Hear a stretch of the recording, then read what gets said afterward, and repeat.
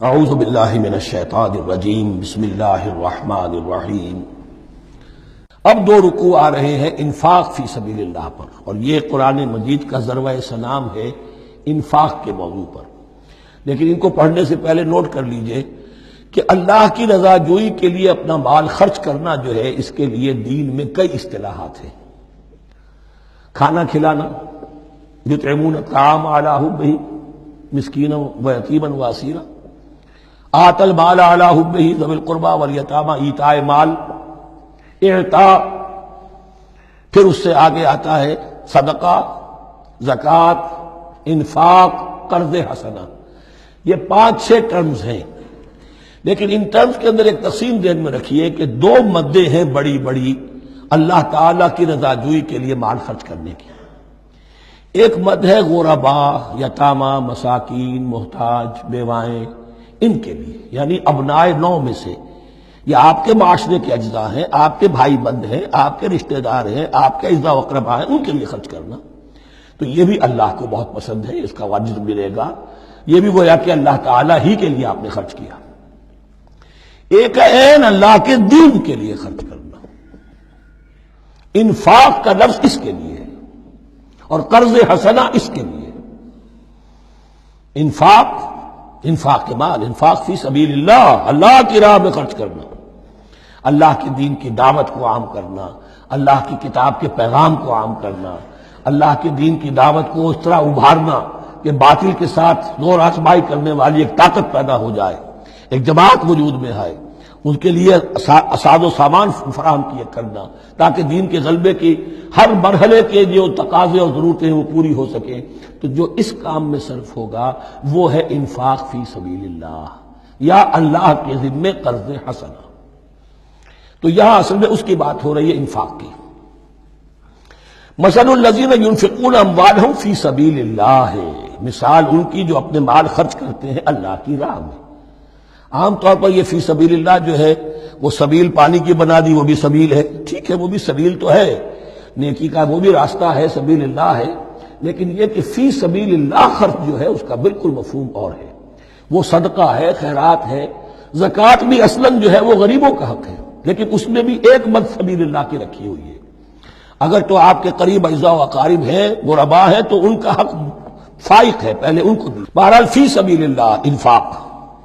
مثل الذین ينفقون اموالهم فی سبیل اللہ کمثل حبۃ انبتت 7 سنابل فی کل سنبلۃ 100 حبہ، مثال ان کی جو اللہ کی راہ میں خرچ کرتے ہیں اللہ کے دین کے لیے، ایسے ہے جیسے ایک دانہ کہ اس سے 7 سنبلیں پیدا ہوئیں، 7 خوشیں، 7 بالیاں، یہ 7 سٹے۔ باجرے کا سٹا ہوگا، کتنے دانے ہوتے ہیں اس میں؟ مکئی کا سٹا ہے، اس میں کتنے دانے ہیں؟ فی کل سنبلۃ 100 حبہ، اس میں 100 دانے موجود ہیں ہر ایک میں، تو ایک دانے سے 700 دانے وجود میں آ گئے۔ اسی طریقے سے اللہ تعالیٰ جو بھی اس کے دین کے لیے مال خرچ کرے گا، اس کے مال میں اضافہ کرے گا، اللہ تعالیٰ ان کو جزا دے گا اور اس کو بڑھاتا رہے گا اپنے ہم۔ وَاللَّهُ يُضَاعِفُ لِمَن يَشَاءُ، اور یہ تو تمہیں تمثیلاً بتایا ہے، اللہ اس سے بھی دگنا کرے گا جس کو چاہے گا، صرف 700 گنا نہیں، اور جتنا چاہے گا بڑھائے گا۔ واللہ واسع علیم، اللہ کے خزانوں میں کوئی کمی نہیں ہے، بڑی وسعت والا ہے اللہ، بہت سمائی والا ہے، اور وہ سب کچھ جاننے والا ہے۔ الذین ينفقون اموالهم فی سبیل اللہ، پھر جو لوگ کہ اپنا مال خرچ کرتے ہیں اللہ کی راہ میں، ثم لا يتبعون ما انفقوا منا ولا اذى، پھر جو کچھ وہ خرچ کرتے ہیں اس کے بعد نہ تو تکلیف پہنچاتے ہیں نہ احسان جتاتے ہیں۔ دیکھیے جی، میں نے اس وقت اتنا چندہ دیا تھا، معلوم ہوا کہ میرا حق جو ہے وہ زیادہ ہے، پھر میری بات مانی جانی چاہیے۔ ہم چندے زیادہ دیتے ہیں تو بات بھی تو ہماری چلنی چاہیے۔ یا اگر کسی جو کارکن کو دیا ہے جو اللہ کے دین کے لیے کام کر رہا ہے، یہ بھی ان 2 رکوعوں کے آخر میں بات واضح ہو جائے گی۔ کوئی شخص ہے اللہ کے دین کے کام میں لگا ہوا، آپ اس کو ساتھ تعاون کر رہے ہیں تاکہ وہ اپنی معاش کے اوپر اپنا وقت نہ لگائے، اپنا پورا وقت جو ہے وہ دین کی خدمت میں لگائے۔ لیکن اب اگر کہیں آپ نے اس کو جتا بھی دیا، اس پر احسان بھی رکھ دیا، کوئی تکلیف دے کلمہ کہہ دیا، تو جو آپ کا اجر و ثواب تھا وہ 0 ہو جائے گا۔ الذین ينفقون اموالهم فی سبیل اللہ ثم لا یتبعون ما انفقوا منا ولا اذى، جو انفاق کرتے ہیں اس کے بعد اس کے پیچھے نہ تو جتلاتے ہیں نہ کوئی اور تکلیف پہنچاتے ہیں، لہم اجرہم عند ربہم ولا خوف علیہم ولا ہم یحزنون، ان کا اجر ان کے رب کے پاس محفوظ ہے اور ان کے لیے مغفرت ہے، ولا خوف علیہم ولا ہم یحزنون، ان کے اوپر نہ کوئی خوف ہوگا اور نہ کوئی ان کو حزن سے دوچار ہوں گے۔ قول معروف، بھلی بات کہنا، ومغفرہ اور درگزر کرنا، خیر بہتر ہے من صدقۃ اس خیرات سے یتبعھا اذی جس کے بعد کے اذیت پہنچائی جائے۔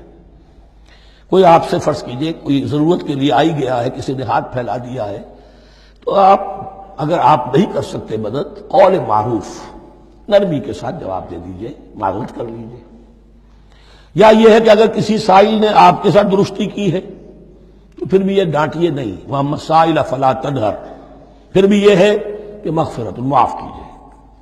یہ کہیں بہتر ہے اس سے کہ دے تو دیا، خیر من صدقۃ یتبعھا اذی، اس کے بعد اسے دو چار جملے بھی سنوا دیے، کوئی اور سلواتیں بھی سنا دی اسے، تو اس کا کوئی فائدہ نہیں ہوا۔ واللہ غنی حلیم، اللہ تعالیٰ غنی ہے اور حلیم ہے۔ یہ کیوں کہا گیا کہ تم اگر کسی کو دے رہے ہو تو اصل میں اللہ کو دے رہے ہو۔ ایک حدیث میں آتا ہے کہ اللہ تعالیٰ اپنے بندے سے شکایت کرے گا، اے میرے بندے تیرے پاس مال تھا، میں نے تجھ سے مال طلب کیا تھا، میں بھوکا تھا، میں نے تجھ سے روٹی مانگی، تو نے مجھے کھلایا نہیں۔ بندہ کہے اللہ تو غنی ہے، تجھے بھوک، تجھے احتیاج، کہ وہ جو میرا بندہ تھا جو بھوکا تھا، اس نے جو مانگا تھا تجھ سے وہ میں ہی تھا، میرا بندہ تھا۔ الخلق عیال اللہ، تجھ سے انہیں کھانے کو نہیں دیا، تمہیں تو گویا کہ مجھے نہیں دیا۔ اے میرے بندے میں ننگا تھا، میں نے تجھ سے میں چاہا کہ میرا سطر ڈھانپ دے، مجھے کوئی لباس دے دے، لیکن یہ کہ تو نے نہیں دیا۔ یہ اسی طریقے سے تو سمجھ لیجئے کہ اللہ تو غنی ہے، جو دے رہے ہو سمجھ لو کہ اللہ کو دے رہے ہو، اور حلیم ہے، وہ حلم والا ہے، فوراً نہیں پکڑتا تمہیں۔ تم جو بھی کرتے ہو جو دل سے اتری ہوئی شے وہ اللہ کے نام پہ دے دو، جو ردی چیز ہے وہ اللہ کے نام پہ دے دو، تو اللہ تعالیٰ کی غیرت جو ہے اسی وقت اگر جوش میں آ جائے اور تمہیں پیس کے سرما کر دے وہ، تو وہ کر سکتا ہے، لیکن نہیں، حلیم ہے، وہ دیکھتا ہے کہ میری توہین کر رہا ہے، مجھے دے رہا ہے اور یہ دے رہا ہے۔ صدق اللہ العظیم۔